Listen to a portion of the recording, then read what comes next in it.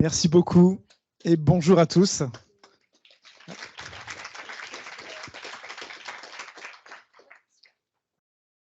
Bien, bonjour à tous. Ravi d'être là parmi vous aujourd'hui déjà, parce que je trouve que c'est un public très averti et ça me fait vraiment plaisir de partager ça avec vous, et sachant que j'ai pas de doute sur le fait que les échanges ultérieurs après seront nombreux autour de tout ça. Donc, le secrétariat général de la planification écologique, SGPE, ça a été créé assez récemment, donc l'été dernier, et on cherche à avoir une vision assez systémique sur la façon dont concrètement on arrive à réussir cette transition écologique avec, si je définis un peu le périmètre, parce il ne se limite pas à la question de la baisse des gaz à effet de serre, mais il y a aussi le sujet de l'adaptation au changement climatique, le sujet de la biodiversité, donc du coup de son attrition, le sujet de l'économie circulaire au sens des ressources naturelles et la façon dont on garde leur durabilité, et puis le sujet santé-environnement. Donc on a bien 5 enjeux sur les sujets de planification écologique: baisse des gaz à effet de serre, adaptation, biodiversité, ressources, et puis santé-environnement. On a du coup, puisque tout cela est assez systémique et qu'on cherche à avoir une vision globale de tout cela, où tout se tient, on a coupé, mais ça c'est aussi l'approche que vous avez, le gros problème en petits problèmes.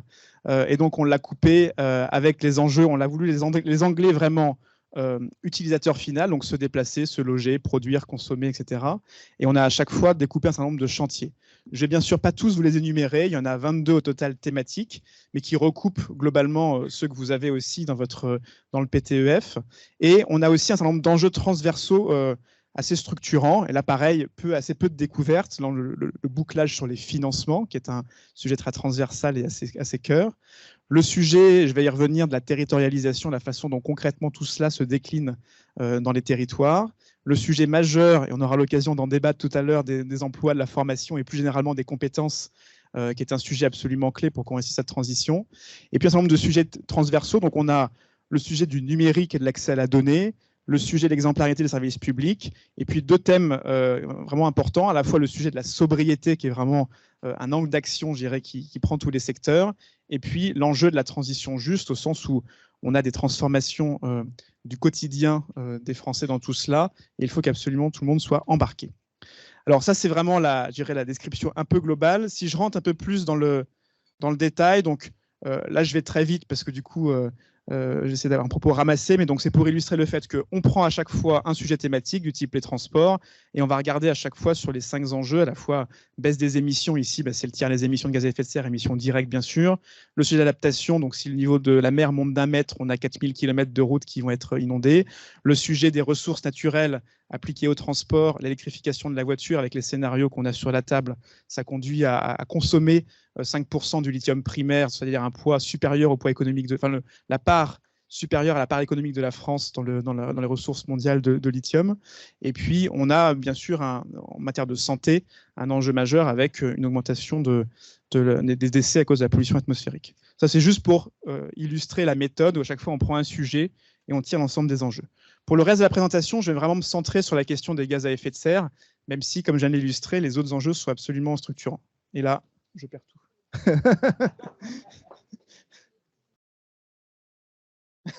C'était la panne électrique.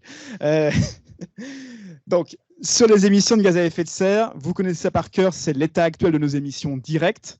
J'insiste sur direct parce que, comme vous le savez aussi, il y a plus de la moitié des émissions qui sont des émissions indirectes, des émissions importées, donc hors du territoire national.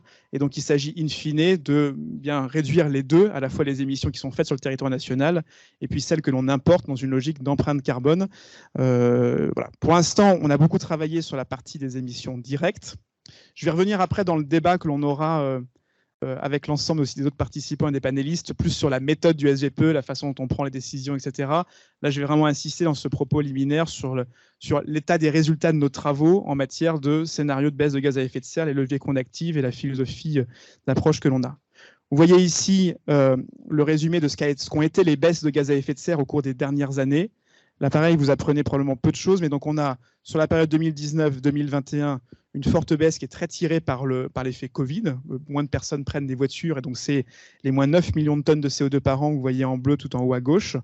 Et puis, on a une année 2022, et ça c'est important, très particulière, qui est à la fois une année où on a mis en place un plan de sobriété énergétique qui apporte des résultats structurels assez importants. on a des prix de l'énergie qui sont élevés.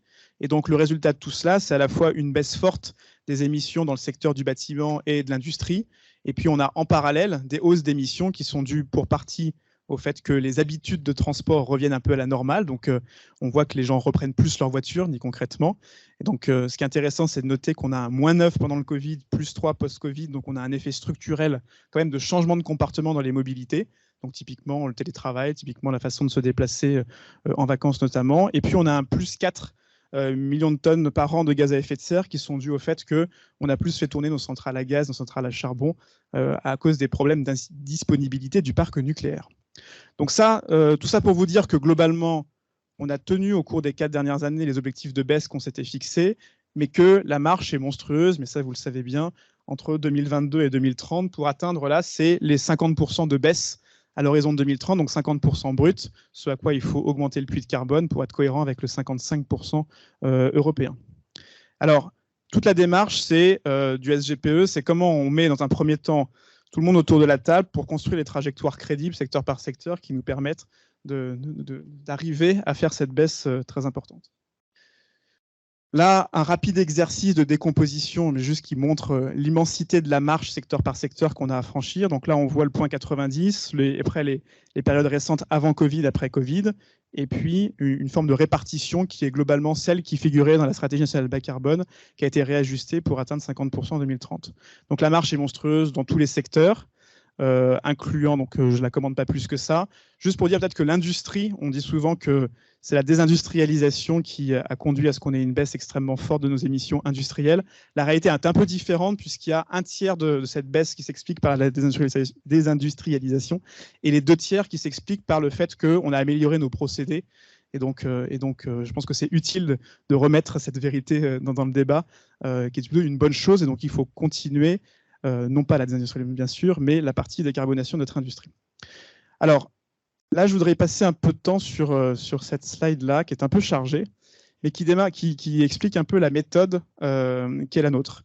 Donc là, ça représente ici un chiffrage avec un ensemble de leviers qui permettent globalement d'atteindre cet objectif de baisse de 50% de nos émissions de gaz à effet de serre à l'horizon 2030, qui va d'ailleurs, même si vous... Alors 50%, c'est 140 millions de tonnes de CO2 en moins par rapport à maintenant. Et là, si vous faites la somme des millions de tonnes tout en haut, c'est même supérieur, il y a 190 millions de tonnes, parce qu'à la fois, on part du principe qu'il y a un tendanciel d'émissions, notamment à cause du transport international qui augmente, et puis par ailleurs, on a un sujet de puits de carbone. Donc quand on somme l'intégralité de tout ce qu'on doit faire comme effort pour y arriver, on a une intensité d'effort qui est encore supérieure. Et on a représenté ici ce qui est pour l'instant un produit transitoire qui va probablement encore évoluer, qui est le poids relatif de chacun de ces leviers-là pour atteindre cet objectif. Donc ça dit par exemple qu'est-ce qu'on attend de la partie de la suppression des chaudières au fioul, ça dit ce qu'on attend de la partie décarbonation des 50 plus gros sites industriels en France. À l'inverse, ça dit tout au bout l'électrification des véhicules particuliers ou encore le sujet du covoiturage.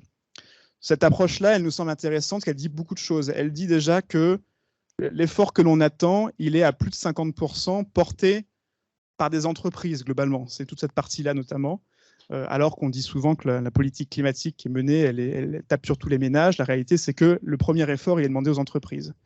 Il est en deuxième rang demandé aux collectivités, que ce soit par les sujets d'artificialisation des sols, de déchets, de transport en commun comme le report modal.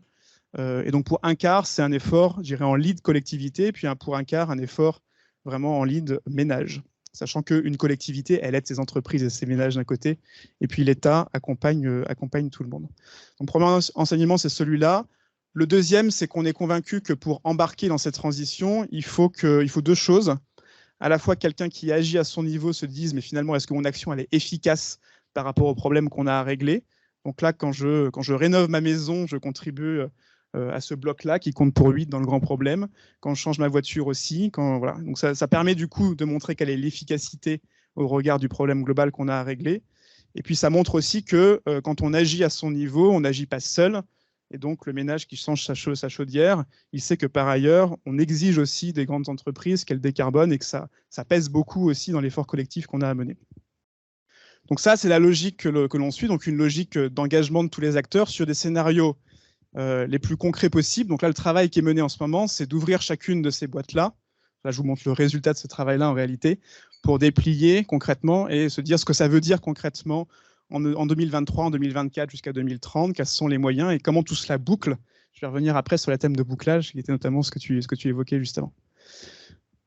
Cette vision de la transformation, on la pose ici avec beaucoup d'humilité, c'est-à-dire que le but n'est pas de dire c'est comme ça que ça se passera et donc du coup tout le monde doit se conformer à ça, mais le but c'est vraiment de dire il existe au moins un scénario, une trajectoire qui permet d'y arriver. Voilà ce que ça veut dire concrètement. Et après, ouvrons la boîte ensemble pour être capable de challenger chacune des hypothèses. Et il y a des cas où il y a des scénarios différents qui vont émerger, parce qu'il y a des alternatives, et c'est absolument pas le chemin unique. Mais il a le mérite, à la fin, de boucler complètement.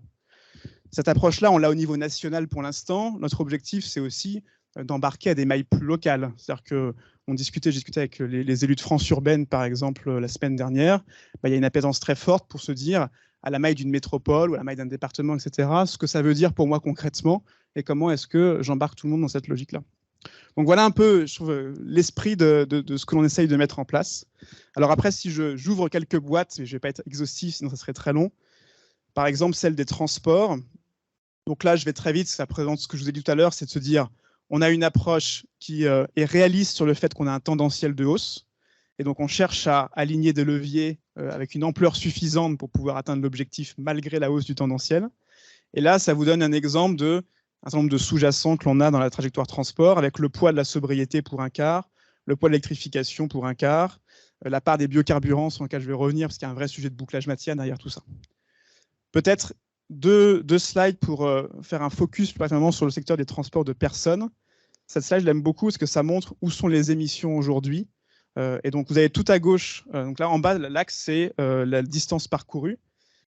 Et ça représente des milliards de kilomètres voyageurs. Donc, on voit que les petites distances urbaines, souvent moins de 10 km, c'est en fait plus de 60% des déplacements en nombre, mais ça représente, et c'est assez évident en fait, quand on pondère par la distance, une petite partie des émissions globales. Donc, agir sur les transports en commun, le vélo, etc., c'est absolument indispensable, mais ça ne règle pas totalement notre problème du coup d'usage massif de la voiture qui se fait beaucoup sur le segment 10-80 km, donc du coup de transport, je dirais, du quotidien, domicile-travail, entre le voisinage, entre la métropole souvent, et puis du coup tout le voisinage qui peut être un peu lointain. Oui.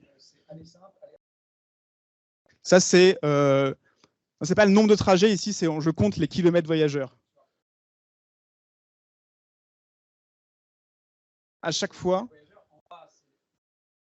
Non, c'est l'aller-retour cumulé. C'est l'aller-retour, c'est le cumul de la distance parcourue par jour.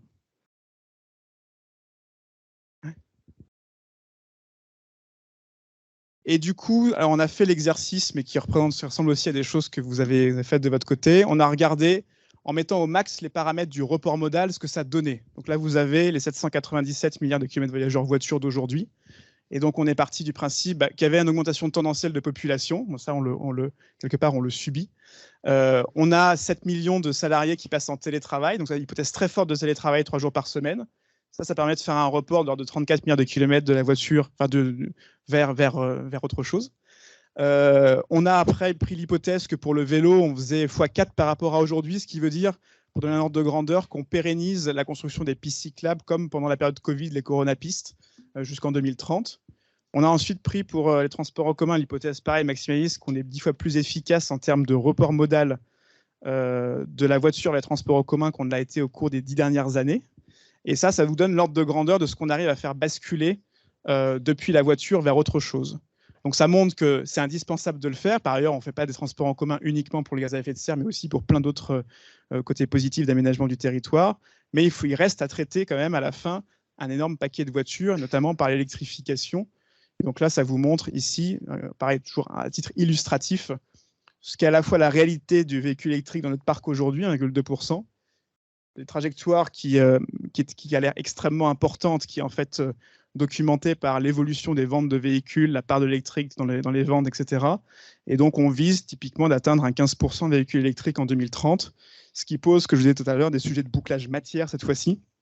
Et donc là, ça représente, je vais très vite, mais on pourra redétailler après, le cumul de la quantité de lithium nécessaire à la fois pour les voitures, pour les camions, si on électrifie, et donc le fait de se dire, est-ce que c'est soutenable ou pas?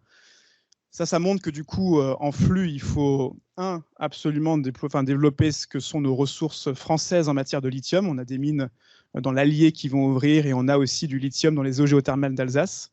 Et ça montre qu'on faut absolument aller très vite sur la filière recyclage, dans la mesure où très vite, si on veut avoir suffisamment de matière, il faut être en capacité de recycler beaucoup.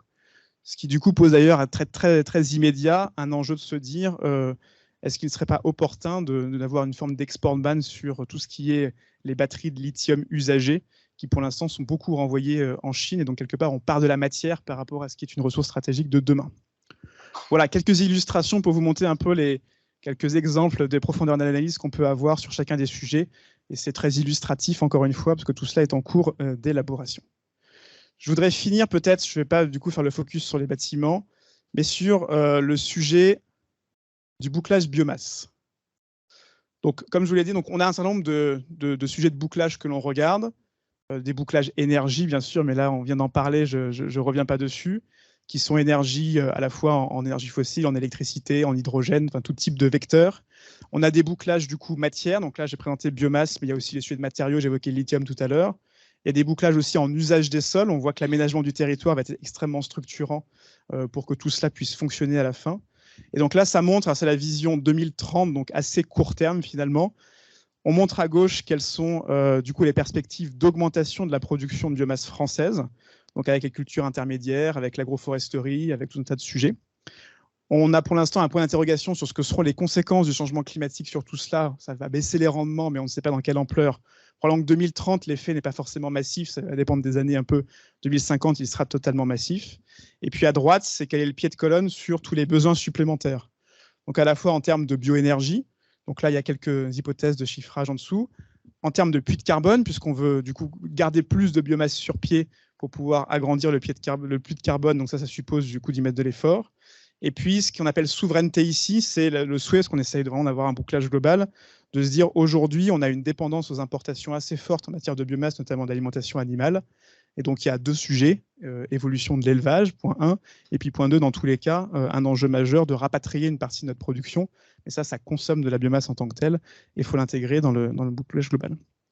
Donc ça, c'est un des exemples qui montre que pour l'instant, ça ne boucle pas tout à fait, mais que néanmoins, et c'est ça tout l'enjeu, et là je ne vous le détaille pas, mais on regarde après sur l'ensemble des flux, où est-ce qu'on travaille. Celui est très très beau celui-là. Où est-ce qu'on travaille pour pouvoir regagner des marges de manœuvre. Je vous le commande très vite, je ne peux pas résister. Ici, ça vous montre à gauche du coup ce qu'est la production agricole, là en bleu, la forêt et les importations. C'est que des flux matières qu'on voit ici. On a la partie, aujourd'hui on exporte beaucoup, on consomme un peu en alimentation humaine, ça c'est toute la partie ressources au sol, qu'il ne faut absolument pas diminuer sinon nos sols s'appauvrissent. Et ça, c'est ce qu'on consomme en bioénergie, biomatériaux. Et on voit ici que si on veut gagner des marges de manœuvre, il y a le sujet des exports et des imports. Donc, mais si on importe plus, on se crée une nouvelle dépendance. Est-ce que c'est possible? Est-ce que c'est soutenable? Est-ce qu'on peut se permettre d'exporter toujours autant demain de biomasse? C'est un point d'interrogation.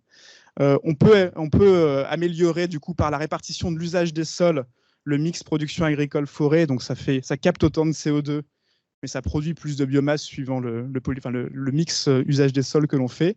Et puis, il y a le sujet de l'élevage, qui est un sujet qui consomme beaucoup de biomasse pour nourrir les bêtes et qui, du coup, produit ensuite assez peu de biomasse du fait de la transformation animale. Donc, le but n'est pas de supprimer l'élevage, bien sûr, mais il y a une évolution du cheptel qui sera aussi nécessaire pour gagner des marges de manœuvre.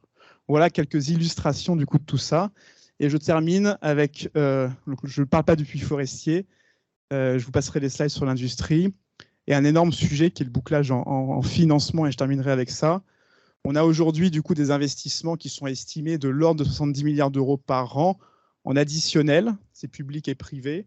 Et là, ça vous montre le travail, alors qui n'est pas le nôtre, mais celui qu'ont effectué les Anglais, qui est la chronique ici en bleu de CAPEX nécessaire pour réussir cette transition.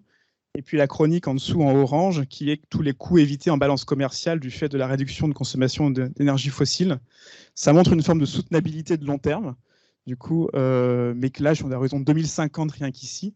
Et donc ça montre, ça réinterroge beaucoup de choses sur ce que sont les équilibres économiques, macroéconomiques et la façon dont on a de planifier tout ça.